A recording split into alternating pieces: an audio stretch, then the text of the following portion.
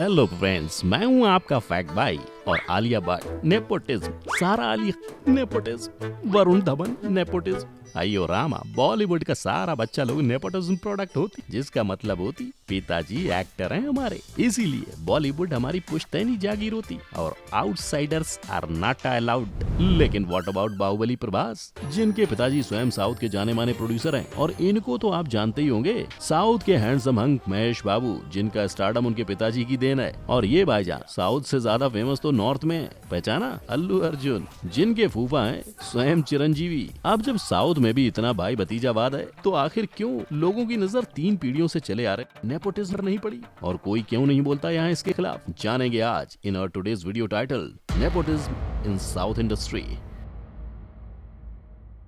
Number 1, Baahubali क्यों चली। अब बात करते हैं अपने बाहुबली बॉय प्रभास की, जिनका आजकल टॉलीवुड के साथ साथ बॉलीवुड में भी सिक्का चल रहा है। ये भी अपने पिताजी के दम पर ही आज इतने बड़े स्टार बने बैठे हैं, जिनका नाम है उप्पलापति सूर्य नारायण राजू, जो कि एक नामी तेलुगु प्रोड्यूसर थे, जिसकी वजह से ही प्रभास की कई फिल्मी डायरेक्टर से काफी अच्छी खासी पहचान थी। आप बाहुबली फिल्म ही ले लो, इस फिल्म के डायरेक्टर राजमौली को प्रभास पिछले 10 सालों से जानते थे और जबरदस्त बॉडी के साथ साथ अच्छी खासी पहचान होने की वजह से राजामौली ने बाहुबली के रोल के लिए इन्हें चुना, जिसमें जबरदस्त एक्टिंग और रोल की वजह से ये फिल्म न सिर्फ साउथ बल्कि बॉलीवुड इंडस्ट्री में भी खूब चली और उसके बाद उन्हें साहो फिल्म में साइन कर लिया गया। लेकिन अपनी जबरदस्त एक्टिंग के साथ साथ प्रभास अपने फैंस के लव के लिए भी जाने जाते हैं,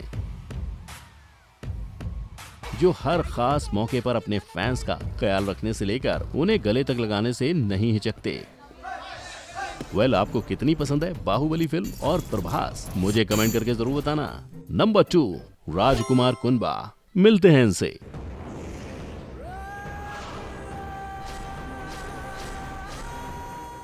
इनका नाम है पुनीत राजकुमार, जिनको इनके फैंस पावर स्टार पुनीत के नाम से भी जानते हैं। अब अगर इनके फैमिली बैकग्राउंड की बात करें तो भाई इनके स्वर्गीय पिताश्री डॉक्टर राजकुमार जी न सिर्फ कन्नड़ा बल्कि बॉलीवुड में भी 250 से ज्यादा फिल्मों में लीड रोल कर चुके हैं।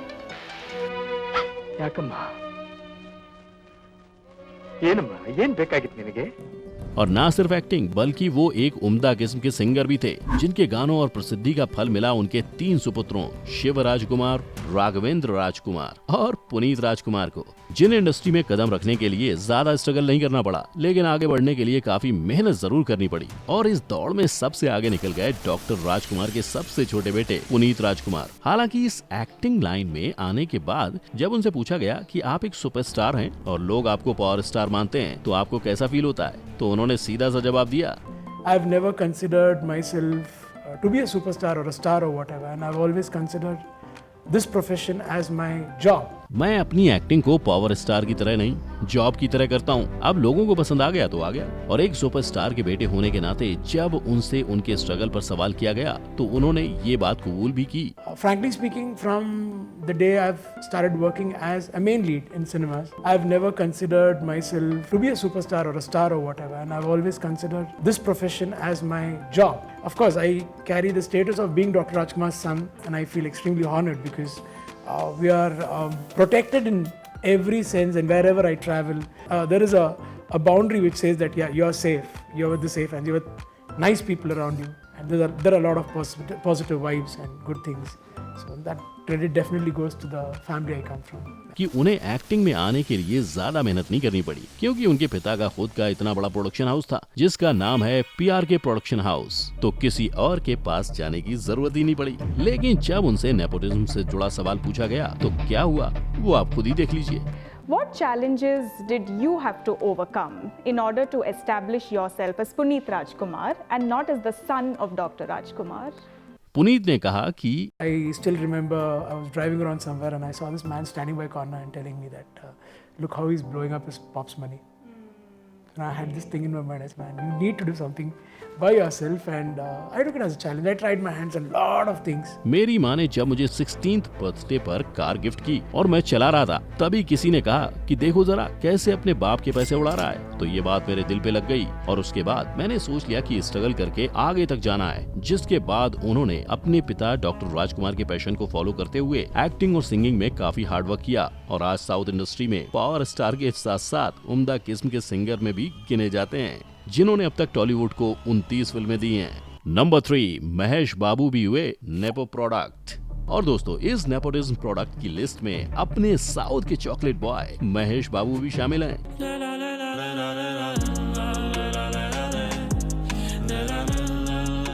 जिनको आगे बढ़ाने में उनके परम पूज्य पिता श्री शिव रामाकृष्णा का बहुत बड़ा हाथ है, क्योंकि वो भी साउथ के लेजेंडरी एक्टर के साथ साथ एक नामी डायरेक्टर और प्रोड्यूसर भी थे। और ना सिर्फ पिता बल्कि बड़े भाई रमेश बाबू भी फिल्म इंडस्ट्री में एक्टर और प्रोड्यूसर रह चुके हैं, जिनकी सबसे पहली प्रोड्यूस की हुई फिल्म थी हर दूसरे दिन टीवी पे आने वाली फिल्म सूर्यवंशम। अब जब बाप और भाई का इतना दबदबा था ही, तो महेश बाबू कैसे पीछे रहने वाले थे। सो उन्होंने भी कई तेलुगु फिल्मों में बतौर चाइल्ड एक्टर काम किया, लेकिन बतौर लीड महेश बाबू ने प्रीति जिंटा के साथ फिल्म राजकुमारुडू से डेब्यू किया था, जो काफी चली। उसके बाद वो एक के बाद एक फिल्में करते गए और अब तक 25 से भी ज्यादा फिल्में टॉलीवुड को दे चुके हैं। लड़कियां इनके लुक्स की दीवानी हैं। एक बात बताओ, मैं तुम्हें दिखने में कैसी लग रही हूँ? और इनकी जबरदस्त एक्टिंग की वजह से उन्हें कई बॉलीवुड फिल्मों के लिए अप्रोच किया गया, बट उन्हें नहीं जाना बॉलीवुड में।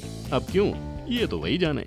नंबर 4, पवन कल्याण। और ये है तेलुगु मूवी के पावर स्टार पवन कल्याण। इनका एक्टिंग में आने का इरादा तो बिल्कुल भी नहीं था, लेकिन बड़े भैया चिरंजीवी को सक्सेसफुल होता हुआ देख इनका मन भी बदल गया और मार्शल आर्ट में करियर बनाने का सपना छोड़ ये भी एक्टिंग के रंगमंच पर उतर आए। अब वो बात अलग है कि पवन और चिरंजीवी के बीच 2010 में राजनीतिक पार्टियों की वजह से दरार आ गई, लेकिन फिर भी अपने एक्टिंग करियर का पूरा क्रेडिट वो भरी मीडिया के सामने चिरंजीवी को ही देते हैं, क्योंकि चिरंजीवी न सिर्फ उनके बड़े भाई हैं, बल्कि इंडस्ट्री में उनके गॉडफादर भी हैं। पवन मार्शल आर्ट्स में ब्लैक बेल्ट हैं, इसलिए उन्होंने कई फिल्मों में फाइटिंग सीन्स को खुद ही डायरेक्ट किया है। हालांकि उनकी पहली फिल्म अक्कड़ामई इक्कड़ाबई फ्लॉप रही, जिसके बाद उन्होंने 2-3 और फ्लॉप फिल्म की और बड़े भाई चिरंजीवी के नाम पे उन्हें फिल्में मिलती भी गयी। लेकिन 1998 में आई फिल्म थोली प्रेमा उनके लिए ब्रेक थ्रू साबित हुई और इसे best feature film in Telugu का अवार्ड भी मिला, जिसके बाद पवन को इंडस्ट्री में एक अलग पहचान मिली। यहाँ तक कि इस फिल्म को इतना पसंद किया गया कि इसकी हिंदी रीमेक भी बनाई गई,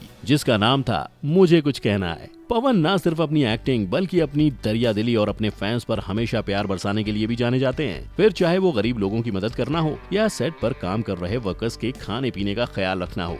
जो खाना सेट पर वो खाते हैं, वही वो अपने सेट पर काम करने वाले वर्कर्स को भी खिलाने का ऑर्डर देते हैं। और उनकी इन्हीं आदतों की वजह से उनकी फिल्म फ्लॉप हो या हिट, फैन फॉलोइंग बढ़ती ही जाती है। फिलहाल पवन एक्टिंग छोड़कर डायरेक्टर और प्रोड्यूसर का काम करते हैं और न सिर्फ भाई बल्कि बेटे रामचरण की पहली फिल्म को भी चिरंजीवी के बेटे की डेब्यू फिल्म होने की वजह से पहली ही फिल्म चिरूटा को जबरदस्त ओपनिंग मिली, जिसकी वजह से ये फिल्म काफी हिट तो रही, लेकिन रामचरण की एक्टिंग लोगों को पसंद नहीं आई और लोगों ने उन्हें नेपोटिज्म प्रोडक्ट बताकर काफी क्रिटिसाइज भी किया। जिसके बाद राम ने खुद पर काफी मेहनत की और दूसरी ही फिल्म मगधीरा में जबरदस्त एक्टिंग के साथ वापस आए। ये फिल्म लोगों को इतनी पसंद आई कि इसने साउथ के सुपरस्टार महेश बाबू की फिल्म पोकिरी को बॉक्स ऑफिस पर पीछे छोड़ दिया, जिसकी वजह से राम के सर से नेपोटिज्म का काला टीका गायब हो गया और वो इंडस्ट्री में अपने नाम से जाने जाने लगे। नंबर 5, अल्लू अर्जुन। और भाई लोग, ये हैं साउथ के सबसे स्टाइलिश हीरो अल्लू अर्जुन, जिनके फूफा सुपरस्टार हैं और बापू फिल्मों के प्रोड्यूसर। तो इनका तो फिल्मों में आना बनता है ना, सो कर ली एंट्री फिल्मों में। जी हाँ, ये साउथ के सुपरस्टार चिरंजीवी के साले अल्लू अरविंद के सबसे छोटे बेटे हैं, जो कि तेलुगु मूवी के जाने माने प्रोड्यूसर हैं। हालांकि नेपोटिज्म प्रोडक्ट का तमगा इनको भी पहनाया गया और इस बात से इन्हें कई इंटरव्यूज में अग्री भी किया।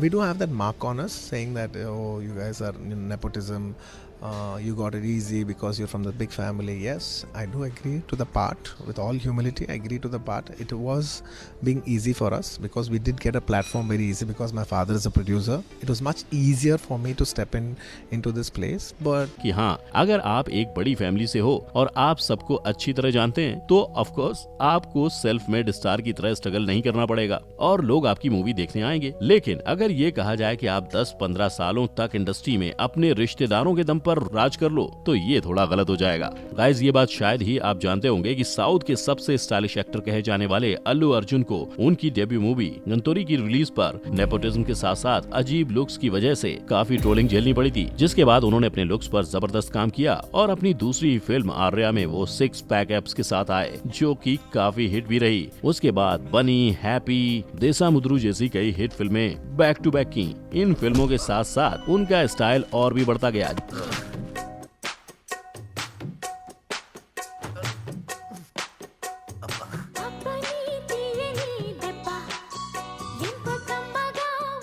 जिसके दम पर आज वो न सिर्फ तेलुगु बल्कि मलयालम में भी कई फिल्में कर चुके हैं, जिसकी वजह से उनके फैंस उन्हें प्यार से मल्लू अर्जुन भी कहते हैं। मल्लू अर्जुन की सबसे बड़ी बात तो ये है, साउथ से ज्यादा उन्हें नॉर्थ में पसंद किया जाता है, जिसकी वजह से फोर्ब्स मैगजीन के टॉप 100 सेलिब्रिटीज की लिस्ट में उनका नाम शामिल है और आज वो अपने एक्टिंग से ज्यादा स्टाइल के लिए जाने जाते हैं। नंबर 6, रांझना। अब बात करते हैं रजनीकांत के जमाई राजा धनुष की।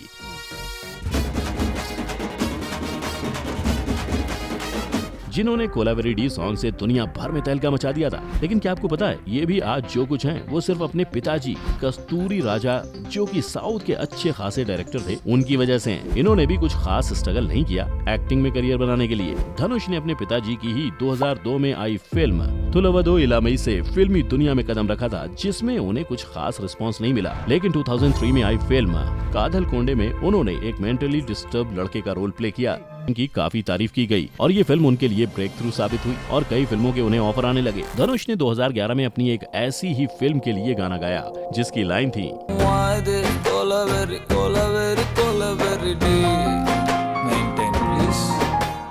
अगर आप 90s किड हो तो स्कूल टाइम में जरूर सुना होगा। इनका ये गाना इतना फेमस हुआ था कि हर कोई इस गाने पर अपनी वीडियो बनाता फिर रहा था और तभी बॉलीवुड वालों की नजर धनुष पर पड़ी और रांझना मूवी में पापा की परी सोनम कपूर के साथ इनको लीड रोल के लिए साइन कर लिया गया। हालांकि इस मूवी में जहां उनकी जबरदस्त एक्टिंग की तारीफ की गई तो कहीं कहीं उनके लुक्स की वजह से उन्हें ट्रोल भी किया गया, पर धनुष ने अपने ट्रोलर्स को जवाब देते हुए अपने लुक्स पर काफी काम किया और आज उनके पास बॉलीवुड, हॉलीवुड और टॉलीवुड के कई प्रोजेक्ट्स हैं। सो दोस्तों, ऐसा नहीं है कि साउथ में नेपोटिज्म नहीं है, वहाँ इस वर्ड का शोर इसलिए नहीं सुनाई देता क्योंकि भले ही इन एक्टर्स ने अपने बाप के दम पर एंट्री की हो, लेकिन टिके तो वो अपनी एक्टिंग और स्ट्रगल के दम पर ही है। थोड़ा बिल्डअप दो बेबी, थोड़ा एलिवेशन दो, इसे कहते हैं इंट्रो। भाई और बहनों, presenting the most interesting and entertaining character DJ, और लोगों के बीच एक अलग पहचान बनाने में कामयाब रहे हैं। साथ ही साउथ में आउटसाइडर को भी उसके टैलेंट को पेश करने का मौका दिया जाता है। इसके अलावा एक चीज और गौर करना, जितना ये बॉलीवुड वाले अपने फैंस से बचने के लिए 25-30 गार्ड्स को लेके घूमते हैं ना, ये साउथ वाले भी लेके घूमते हैं, लेकिन फैंस से मिलने के लिए वो अपने बॉडीगार्ड्स को साइड भी कर देते हैं, जिसकी वजह से लोग न सिर्फ उन्हें पसंद करते हैं बल्कि उन्हें भगवान मानते हैं। वेल, आपको कौन सा साउथ का हीरो सबसे पसंद है, मुझे कमेंट सेक्शन में लिख के भेजो और ये वीडियो अगर पसंद आई हो तो लाइक करो, मेरे चैनल फैक्ट बाई को सब्सक्राइब करो, साथ ही बेल आइकन का बटन भी दबा दो। मिलते हैं नेक्स्ट वीडियो में। जय हिंद।